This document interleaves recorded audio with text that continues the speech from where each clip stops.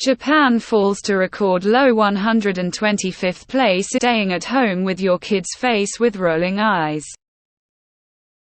I am so tired of this talking point.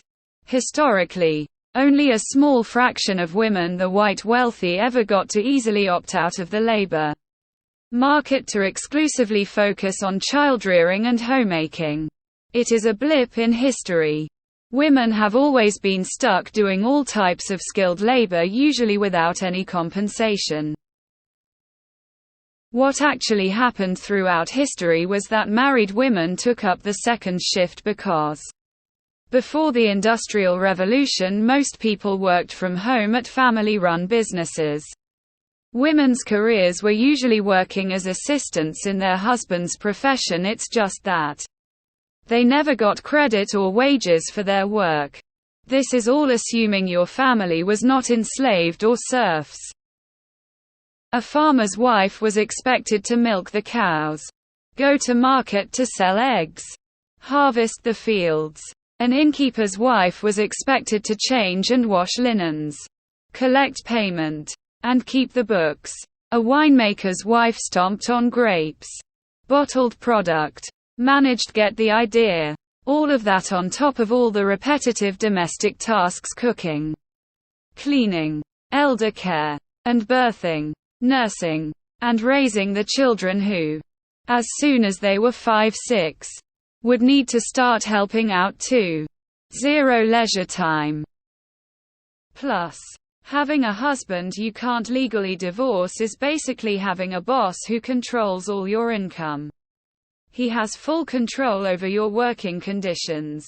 And you're not allowed to unionize or quit if he's inept or abusive.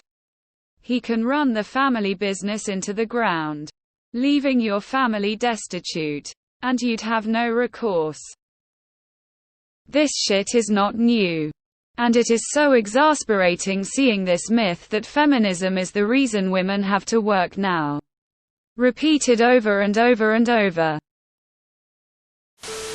Feminism is why we have to work. LOL. Signed, a back woman.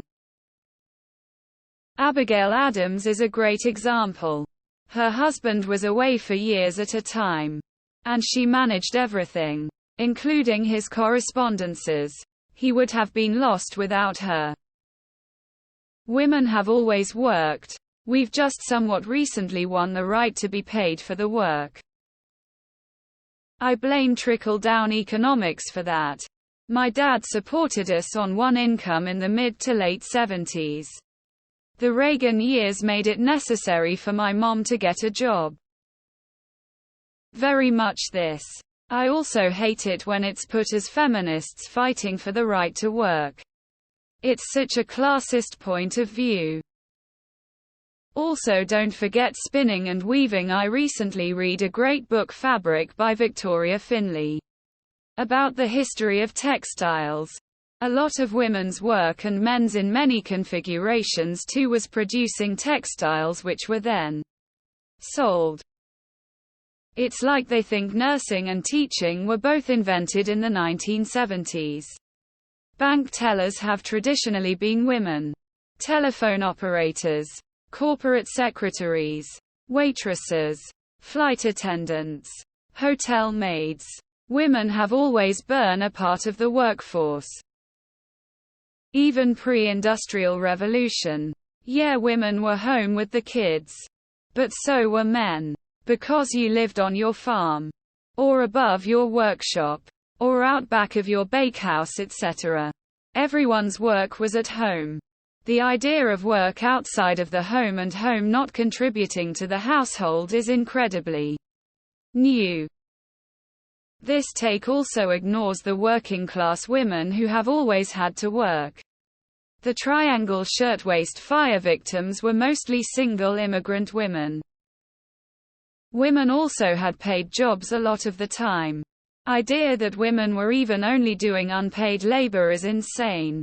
During the Industrial Revolution, many women were working brutal 12-hour shifts, and if your hand got chopped off, you just fucking died. Or you'd be forced to lick radium for 12 hours a day, and when it turned your bones into dust, the company would say they had no idea. Ask them who the household servants were in those times. Was it all men? Feminism isn't the reason you go to work, but it is the reason you can deposit your own money into your own account. Lol, I saw a dumb lady yesterday posting about how she wants to go back to the 18th century so she can bake bread and cake all day, raise kids and create a veggie garden.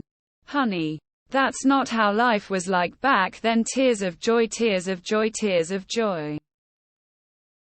For real. There isn't some grand conspiracy to make everyone work against their will. Feminism is about having choices.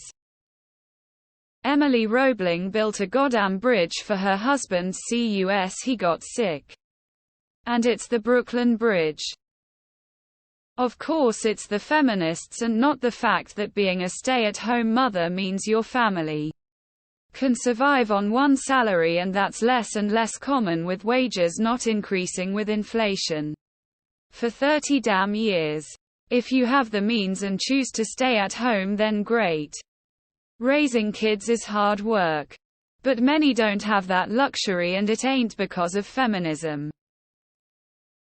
No. Feminism is why we have designated hours, and our own wages, and our own bank accounts, and the right to leave, and no-fault divorce, and university educations, and I hate women like this. Serena Joy's the lot of them. My mom always worked. Both grandmas. All 4 great-grandmas. And prior to that 1800s, yes, they worked the farm, did the books, ran the home entirely while husband was at sea for years. Staying home was always only for the wealthy. Excellent post-op. And even for the tiny proportion of middle and upper-class women who didn't need to work. It wasn't their own choice because it was considered improper and a poor reflection on her husband. If she did work, better than living in poverty. But hardly a situation that prioritized women regardless of class. Men use feminism to justify their complaining about how great it used to be. Sorry, but I for one am not going back to being property that a man can force himself on whenever he wants. It's capitalism that most women who want to be stay-at-home moms are instead made to work. Feminism fought for our ability to be allowed value outside of the home. To have a career if we choose. To structure our families how we want instead of based on traditional gender roles. The fact that most people, not just women, can barely get by on a single income household anymore is because of capitalism and is only a new problem for upper-most class white folks who were sold an idea of what capitalism should be doing for them that was never really presented to anyone else. Feminism can be finding someone who respects you enough to commit to letting you be a fairly compensated domestic laborer if that is what you wish. I would not recommend it. Because people like that are hard to come by. But if you find an arrangement that works for you, go for it. Men are fairly compensated for be domestic laborers if they wish. Another lie by the patriarchy. Yeah. Tell those people to feed and take care of you and your kids when your husband leave you or lose his jobs, fall sick or dies. Those people advocating this will not come to help you out in such event. The main reason I haven't kilometer dollar is that my family will blame feminism. It's ironic because the real reason I want to D13 is because of my family's conservative views. There is an excellent episode of the podcast Struggle Care on the care tasks women and women of color have historically owned. I'd rather have my own money and be able to leave an abusive partner when I want. If I had gold, I'd give it to you.